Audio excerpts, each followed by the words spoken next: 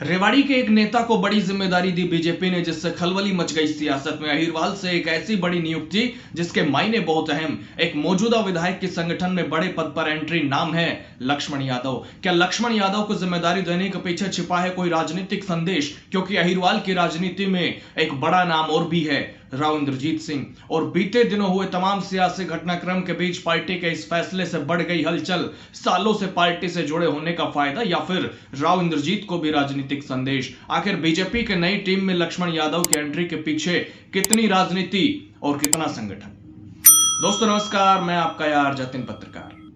Haryana BJP की नई team में कई नेताओं को नई जिम्मेदारियां मिली है। अर्चना गुप्ता ने अपनी टीम में कई नेताओं को बड़ा पद दिया है। पार्टी ने 8 प्रदेश उपाध्यक्ष बनाए हैं, लेकिन इस पूरी लिस्ट में सबसे ज्यादा चर्चा जिस नाम की हो रही है, खासतौर पर अहिरवाल में, वो है रेवाड़ी के विधायक लक्ष्मण यादव। इसकी वजह सिर्फ उनका प्रदेश उपाध्यक्ष बनना नहीं है, बल्कि यह है कि पूरे अहिरवाल क्षेत्र से प्रदेश उपाध्यक्ष की जिम्मेदारी सिर्फ उन्हीं को मिली है।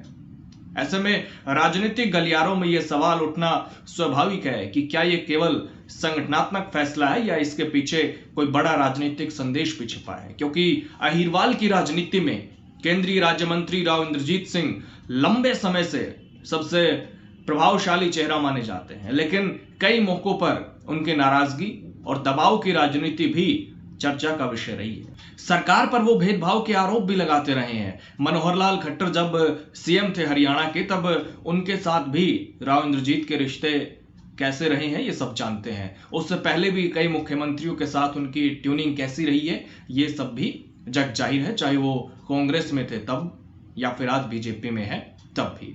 कुछ दिन पहले बावल में सीएम सैनी का कार्यक्रम था। ज्यादा पीछे की बात ना करते हुए कुछ दिन पहले की बात कर लेता हूं। तो बावल में उन्होंने उस कार्यक्रम से दूरी बना ली थी, प्रोटोकॉल का हवाला देकर। तो ऐसे में लक्ष्मण यादव की राजनीतिक शैली राव इंद्रजीत से अलग नजर आती है। उन्हें ऐसा नेता माना जाता है जिसकी पहचान किसी एक खेमे तक सीमित नहीं है। पार्टी के भीतर उनकी छवि संगठन के प्रति समर्पित नेता की रही है।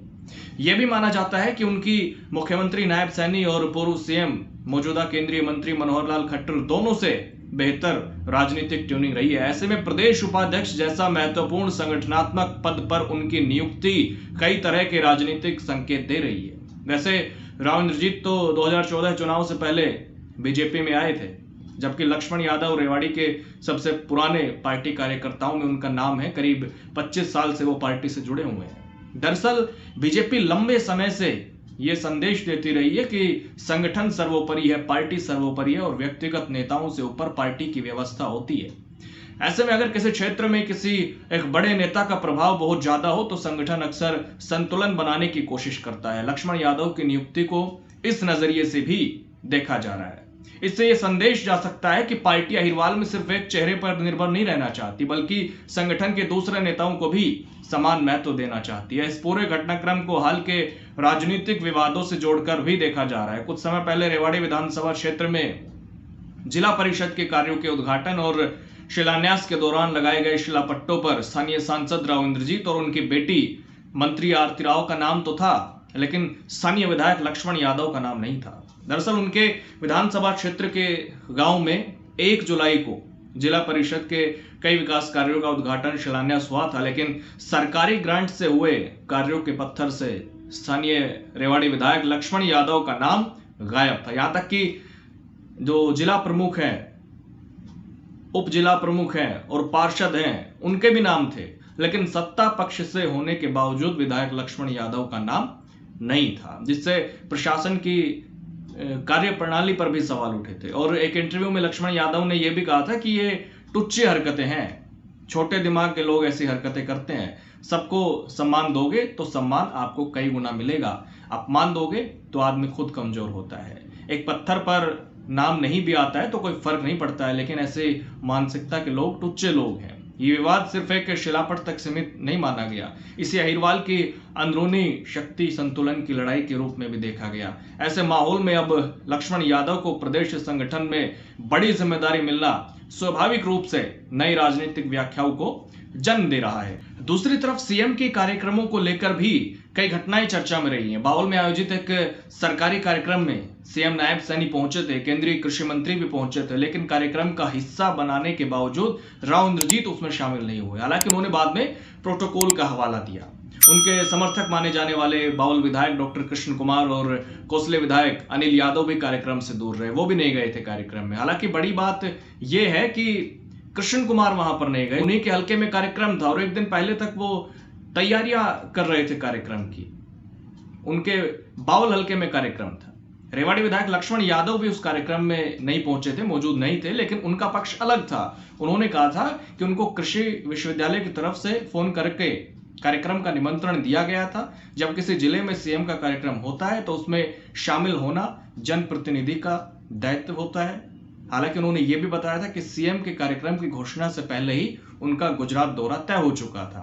कुछ और विधायक भी उनके साथ गुजरात गए थे, इसलिए वो कार्यक्रम में शामिल नहीं हो सके, उनका ये पक्ष था। इसके अलावा इस वाकया पर उन्होंने एक इंटरव्यू के दौरान एक बड़ी बात और भी कही। उन्होंने कहा कि कार्यक्रम मेरी विधानसभा में नहीं था, अगर ये कार्यक्रम मेरी विधानसभा में होता तो मैं सब कुछ छोड़ देता। सीएम सबसे बड़े हैं, प्रदेश को चला रहे हैं, अगर हमारे बॉस आ रहे हो और हम वहां पर ना खड़े हो तो ये गलती है। यानी उन्होंने साफ किया कि उनका गुजरात दौरा पहले से तय था, वरना वो सीएम के कार्यक्रम में जरूर शामिल होते।